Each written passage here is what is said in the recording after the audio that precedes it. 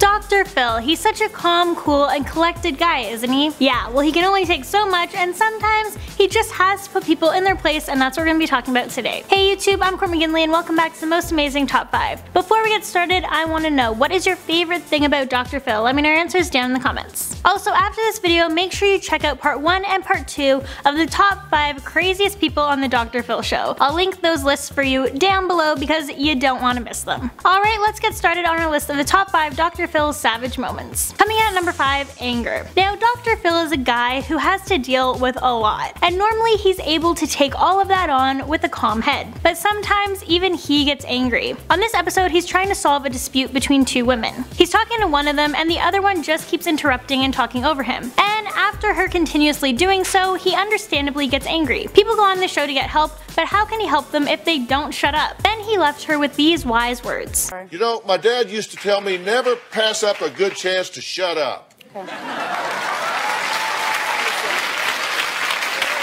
And at number 4, abuse. Dr. Phil proved on this episode that not only does he look out for people, but also for animals. A woman named Jessie, her father, and her stepmother Laura came onto the show. Jessie claims that Laura was a hoarder who kept over 50 animals in her home. She took a video footage of all the animals and their awful living conditions. Laura says that this is the least amount of animals she's ever had and doesn't view it as a problem. After seeing this footage, Dr. Phil had one of his staff members make a call to animal control to get those abused dogs out of the house. He told the staff member to keep calling until the dogs were removed from that environment. Yeah, Dr. Phil doesn't put up with animal abuse. If they don't remove those dogs today, I want to know it, and I want you to call until they do.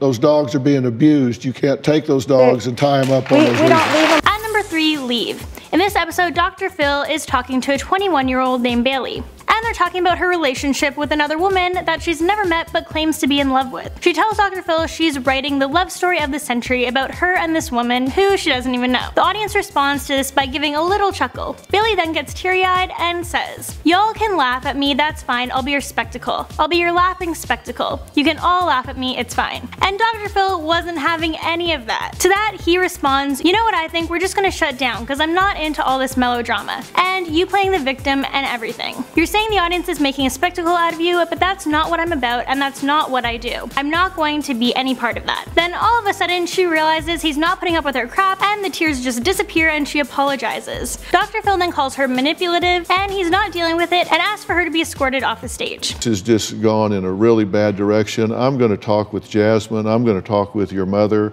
and I'm just going to let you head on home and go because I'm not going to play. Is there anything I can say to fix this? I'm so sorry. And at number 2, greedy. One thing Dr. Phil can't stand are greedy people, or when his staff gets abused, and this man did both. Dr. Phil not only flies out his guests, but he also pays for them to stay in a hotel before they film the show. And for some people, that's not good enough. They expect spending money and their food covered as well. Like this guest, for example. How about you just be happy that you are getting help from a doctor with 25+ years experience in psychology, sociology, and observation for whatever issue it is that you have. So this man racially insulted Dr. Phil's producer and called the staff at 5 and 6 in the morning saying he needed cash. So of course Dr. Phil called him out on all of this on national television. Did you call Phil, the PA, at 5:03 a.m.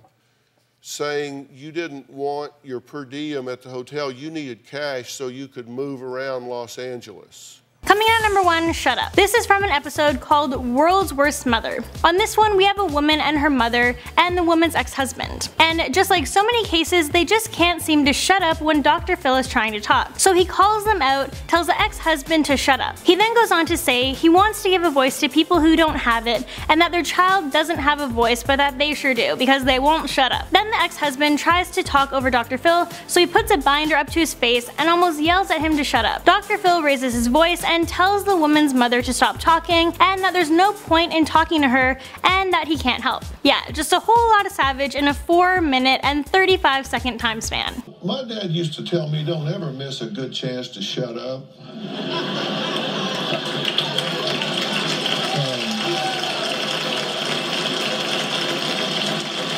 And there you have it, that's a list of the top 5 Dr. Phil savage moments. Thanks for watching. If you like this video, then make sure you let us know by giving this video a big thumbs up and request a part 2 down in the comments, because believe me, there's a lot more savage Dr. Phil moments out there, and I'll catch you in the next one.